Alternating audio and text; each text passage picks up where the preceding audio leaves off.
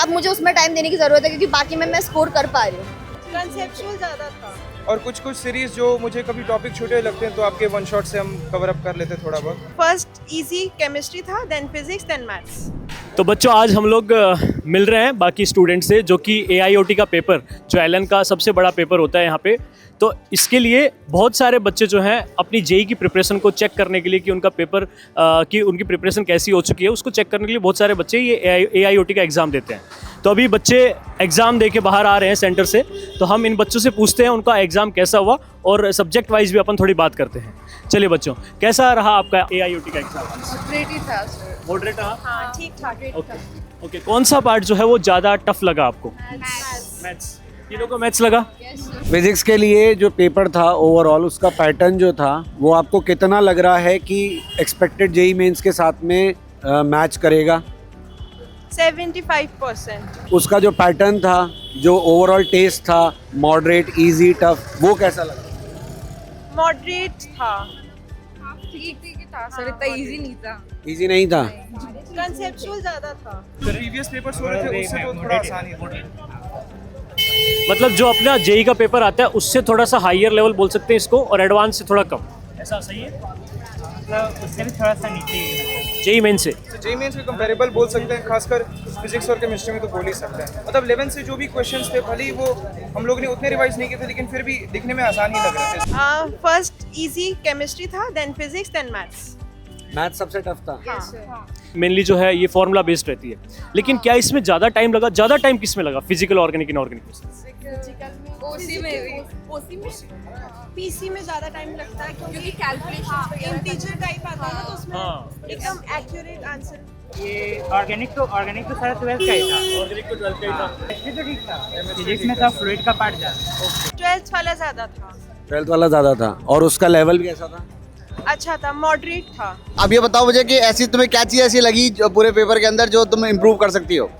Physics में और ज़्यादा टाइम देना है क्योंकि मैथ्स बहुत इजीली बन जा रहा है मेरा, और केमिस्ट्री भी बहुत ज़्यादा इजीली बन जा रहा है। तो अब ज़्यादा टाइम मुझे फिजिक्स में देना है क्योंकि मुझे पहले फिजिक्स पसंद नहीं थी, तो इसलिए मैं उसको टाइम नहीं देती थी, अवॉइड करती थी। अब मुझे उसमें टाइम देने की ज़रूरत है क्योंकि बाकी में मैं स्कोर कर पा रही हूँ। सो 11th का भी अच्छा खासा वेटेज था, जैसे काइनेमेटिक्स से क्वेश्चंस आए थे, फिर वो हीट और थर्मल फिजिक्स से क्वेश्चंस आए थे। तो वो सब जैसे जेई मेन में जो हम पेपर देते हैं तो उसमें क्या होता है कि कंपैरेटिवली 12 के क्वेश्चन ज़्यादा आते हैं। जो करंट इलेक्ट्रिसिटी हो गया, AC RC सर्किट जो सब होता है, तो उससे क्वेश्चंस कंपैरेटिवली ज़्यादा आते हैं, और खासकर मॉडर्न फिजिक्स से। लेकिन इसमें क्या कि 11th का वेटेज भी अच्छा खासा था। अच्छा, अभी ईमानदारी से क्वेश्चन पूछता हूँ, जो हमारी यूट्यूब सीरीज चल रही है एलन जेई पे, उससे आप लोगों को कितना फ़ायदा मिला? उसके लेक्चर्स जो थे वो आप लोगों ने अटेंड किए? वन शॉट हुआ, 999 हुआ, मैराथन हुआ? 999 वाला ज़्यादा बेस्ट था, और मैराथन तो अभी चल रहा है, पर 999 वाले में जितने भी क्वेश्चंस थे वो बहुत अच्छे थे, मतलब अच्छा था। 999 क्वेश्चन है। और जो महा मैराथन की क्लास चल रही है वो रिवीजन किया आपने वहाँ से? अभी हाँ, रिवीजन स्टार्ट किया है उसका, वो भी अच्छा है, और एकदम पूरे चैप्टर वाइज रिवीजन हो रहा है ना, तो सही है। चलो बहुत ही बढ़िया बच्चों, ऑल द बेस्ट। आपका अभी जेई का एग्जाम आने वाला है, तो अच्छे से तैयारी करो। जो अभी लग रहा है कि इस पेपर का फाइनल एम क्या है पता है? इस पेपर से हमें ये पता लग जाता है कि हमारी प्रिपरेशन में कहाँ कमी है ना। जैसे सॉल्ट है, उसके कलर याद नहीं तो अब याद कर लें अपन उनको, या कुछ रिएक्शन है उनके रिएजेंट याद नहीं तो अब याद कर लें।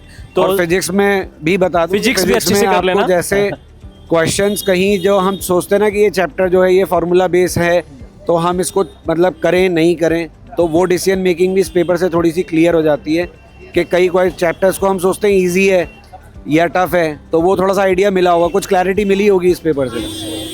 और 2025 के PYQs, मेरी एक्सपर्ट एडवाइस यही रहेगी, 2025 के PYQs जरूर लो। ठीक है बच्चों, और कुछ बोलना चाहेंगे आप फाइनली, जो बच्चे अभी एग्जाम की thank you to Allen team.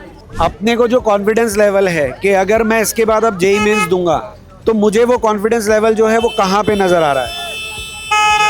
मतलब तो लग रहा है कि मतलब अच्छे से हो जाएगा। पहले से ये पेपर थोड़ा इजी के लेवल का था, और कुछ हमें कॉन्फिडेंस है कि कुछ जो टॉपिक्स हमसे छोटे हैं वो रिवाइज कर लेंगे तो कोई दिक्कत की बात नहीं है, वो अच्छा मार्क्स कवर अप हो जाएगा। तो इस पेपर के बाद फाइनल आप लोगों को क्या अब एक लग रहा है कि अब मैं अपनी प्रिपरेशन के अंदर ये चीज़ें ऐड करूँगा, ऐसा कुछ होगा? मतलब सर जैसे कुछ रिवाइज किया था तो आज एक दो कॉन्सेप्ट में छूट गया था, जैसे CR.CL2 का यूज़ मतलब भूल गए थे, तो फिर मतलब सर ये पूछना चाह रहे हैं एग्जैक्टली कि इस पेपर से क्या तुमको कोई वेकअप कॉल मिला कि यार ये वाला जो पोर्शन है इसको मैंने लाइटली लिया, या तीनों सब्जेक्ट्स में से मैंने किसी सब्जेक्ट पे कम ध्यान दिया, मुझे उस पर और ध्यान देने की ज़रूरत है, ऐसा कहीं लगा?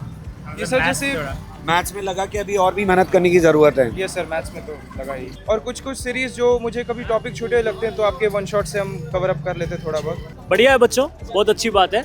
अब फाइनल आपका एग्ज़ाम आने वाला है तो उसके लिए बहुत सारी बेस्ट विशेस